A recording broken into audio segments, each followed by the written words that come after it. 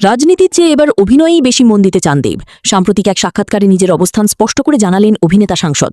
একদিকে দলের নির্বাচনী পরাজয়, অন্যদিকে প্রিয় পোষ্য লাকির আকস্মিক মৃত্যু।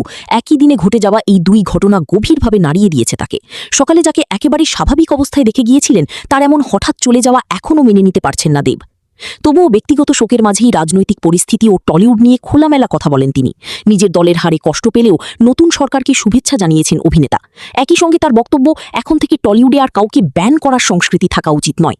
দেব আরও বলেন, অতীতে রাজনৈতিক মতাদর্শের কারণে যেসব শিল্পীরা কাজের ক্ষেত্রে সমস্যার মুখে পড়েছেন, তাদের সঙ্গেও তিনি কাজ করেছেন, যেমন রুদ্রনীল ঘোষ, অনির্বাণ ভট্টাচার্য, মিথুন চক্রবর্তী, রূপা গাঙ্গুলি এবং সোহিনী সরকার।